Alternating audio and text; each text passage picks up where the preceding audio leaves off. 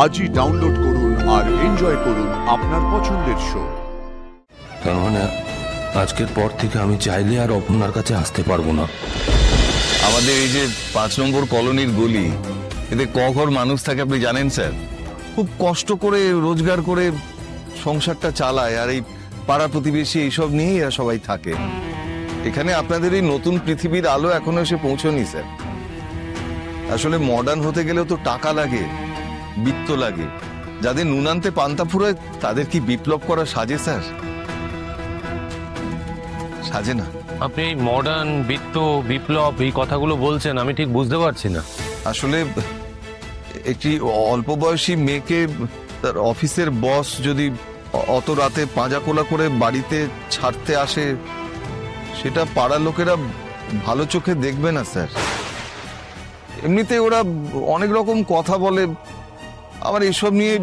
আপনার মেয়ে যদি অসুস্থ হয়ে না পড়তো, যদি অজ্ঞান হয়ে না পড়তো রাস্তায়, আমি কি ওইভাবে নিয়ে আসতাম? বলুন আপনি। দেখুন, অল্প বয়সী না বেশি বয়সী, আমি বস কি বস নয়, দিন রাত এই ভেবে তো কেউ অসুস্থ হয় না। আমি অত কিছু ভাবি না। আমার মনে হয়েছে একটা মানুষ অসুস্থ হয়েছে, তাকে বাড়ি পৌঁছে দেওয়া উচিত, তাই আমি ওইভাবে নিয়ে এসেছি। আপনি ঠিক বলেছেন স্যার। আসলে আমি আমার এই সমস্যার কথা তো আপনাকে এর আগেও অনেকবার বলেছি। আমাদের অপুর সৌভাগ্য যে আপনি অপুকে স্নেহ করেন। এটা তো আমাদের এই পাড়ার লোকেরা বুঝবে না স্যার। আপনাদের পাড়ার লোক বুঝবে না যে আপনার মেয়ে অপর্ণা অসুস্থ হয়ে পড়েছিল, তার সেন্স ছিল না, তাই এইভাবে নিয়ে এসছে? আমার কথায় আপনি কিছু মনে করবেন না স্যার। আসলে এত রকম কথা হয়তো পাড়ায়। আমার ভয় করে কেউ যদি আপনাকে অসম্মান করে দেয়। আপনি যে কত বড় মনের মানুষ সেটা তো আমরা জানি স্যার, পাড়ার লোকে তো জানে না। আর আপনার সাথে সাথে আমাদের নিজেদের মান সম্মানটুকু নিয়েও খুব ভয়ে ভয়ে থাকি স্যার। খুব সাধারণ মানুষ তো, আমাদের তো ওই সম্মানটুকুই সম্বল, বলুন স্যার। ওটুকু যদি চলে যায় তাহলে তার কিচ্ছু থাকবে না স্যার। আপনি একটু দেখবেন স্যার।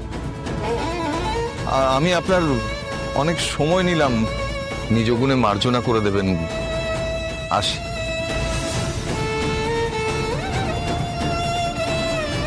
তার মানে আজকের পর থেকে আমি চাইলে আর অপর্ণার কাছে আসতে পারবো না। ওনারা সমস্যায় পড়ছেন, আমি এলে ওনারা আরো সমস্যায় পড়বেন, এটাই তো বলে গেলেন।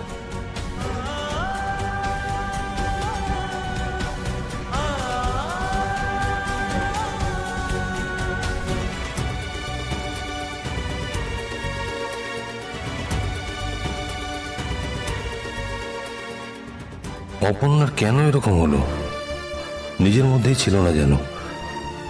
শুধুই কি জ্বর নাকি অন্য কিছু? জ্বরের ঘোরেও কেন রাজনন্দিনী নাম ওর মুখে? আমি দেখা করবো বলেছিলাম, ওকে জানানো উচিত ছিল, একটু আটকে গেছি। ও অপেক্ষা করবে জানতাম, কিন্তু আমার বাড়ি অবধি চলে এলো কেন? রাজনন্দিনী কেন? হ্যালো এফএম, সে অপর্ণা অফিস থেকে কখন বেরিয়েছে? কেন স্যার? তোমাকে যেটা জিজ্ঞেস করছি তার উত্তর দাও। সবার শেষে স্যার মীরা ম্যাডাম বেশ কিছু কাজ দিয়েছিলেন, সেগুলো সারতে সারতে একটু দেরি হয়েছিল।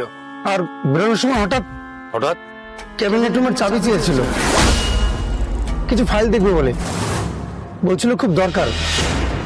তাই আমি বাধ্য হয়েই।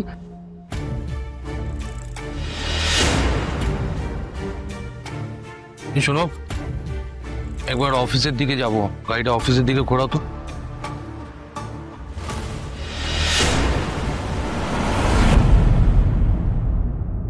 এই তো চোখ খুলছে, জলপট্টি দেওয়াতে একটু আরাম লাগছে। মা,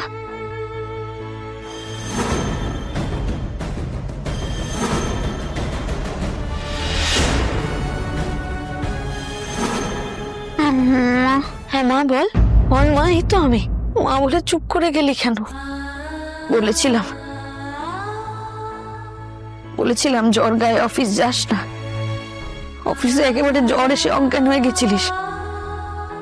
আর্য স্যার এসে দিয়ে গেলেন তোকে, ডাক্তারবাবু এসেছিলেন, দেখে গেলেন। আর্য স্যার দিয়ে গেছেন। আমার তো কিছু মনে নেই। আমার কোথায় ছিল? মনে থাকবে কি করে? নিজের মধ্যে ছিলিস না তুই, জ্বরের ঘরে প্রলাপ বকছিলিস। স্যার স্যার কোথায়? চলে গেছেন। না উঠবি না অপু, অসুস্থ শরীর নিয়ে জেদ দেখে বেরিয়ে গেছিলি তখন আমি বারণ করিনি, কিন্তু এখন আমি যেটা বলবো সেটা শুনবি। এরকম করে কথা বলছো কেন? মেয়েকে আমি বকাবকি করলে না আমার উপরে চড়াও হও, আর অসুস্থ মেয়েটার সঙ্গে এইভাবে কথা বলছো? আমার কথা বলতে ভাল লাগছে না সুমি, তুমি জলপট্টি দিচ্ছ, দাও। তুমি যেন কেমন কেমন হয়ে গেছো গো শুধু। কি হয়েছেটা কি তোমার বলো তো? তুমি যদি বুঝতে শুনি কিছু একটা হচ্ছে যেটা হওয়ার ছিল না। এসব কি হলো আমার সাথে? যা কিছু আমি দেখছি তা কি সত্যি না স্বপ্ন? কাদের বাড়িতে গেছিলাম আমি? কি করে ওই বাড়ি আমার এত চেনা লাগলো? ঘুমো, ভালো করে ঘুমো। ঘুমোলে ওষুধের মতো কাজ হবে। কি হলো, তুমি উঠে বললে কেন? ঘুমিয়েছে সবে, একটু ঘুমোক, নাড়াটাড়া লাগলে আবার জেগে যাবে। যাই আমি গিয়ে খাবারের ব্যবস্থাটাও করতে হবে তো।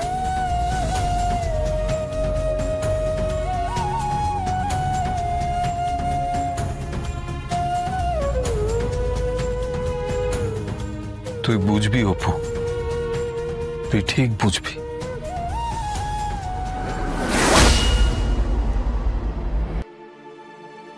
আপনার ম্যাডাম বেশিক্ষণ ছিল না স্যার, ঢুকে কিছুক্ষণের মধ্যেই বেরিয়ে গেছিল, কিন্তু কেমন যেন একটা। এসব কি হচ্ছে, কেন হচ্ছে? অপর্ণাই বা ওরকম কেন করছিল, কেন কিছুই বুঝতে পারছি না।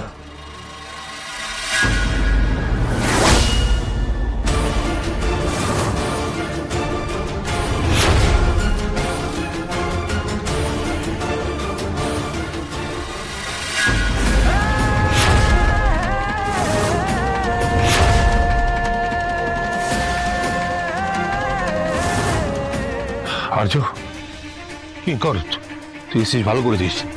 আমি না কিছু বুঝতে পারছি না, আমার মাথা কাজ করছে না। দেখ, আমি অপর্ণাকে রাস্তায় পেয়েছিলাম, ওর শরীর খারাপ হয়ে গিয়েছিল, কিরকম মাথা ঘুরোচ্ছিল, কি সব বলছিল, হঠাৎ অজ্ঞান হয়ে গেল। আমি ওকে তুলে নিয়ে গিয়ে বাড়িতে নিয়ে গেলাম, কাঁপছিল থরথর করে, গায়ে জ্বর ছিল। ডাক্তার এলো, ডাক্তার আমাকে বললো যে ও অসুস্থ হয়েছে। আমি না পুরো ক্লুলেস হয়ে গেছি, আমার মাথায় কিচ্ছু কাজ করছে না। এই অপর্ণা যদি এই ফাইলটা দেখেও থাকে, এই রাজনন্দিনী নামটা যদি ও দেখেও থাকে, ও বারবার এটার মধ্যে ইনভলভ হচ্ছে কেন? আমি সত্যি ক্লুলেস, আমি বুঝতে পারছি না এই অপর্ণার সঙ্গে রাজনন্দিনীর কোনো কানেকশন থাকতে পারে। তোর কি মনে হচ্ছে? না না, অপর্ণার সাথে কি করে কানেকশন থাকবে? তাহলে অপর্ণা বারবার এই নামটা কেন নিচ্ছে, বারবার আমার থেকে জানার চেষ্টা কেন করছো? আমাকে জিজ্ঞেসও করেছিল। না না, আমি তুই আন্দাজ করতে পারলে বল, আমি বুঝতে পারছি না কিছু। আমার মনে হয় আর্য তোর অপর্ণার থেকে দূরে থাকাটা ভালো।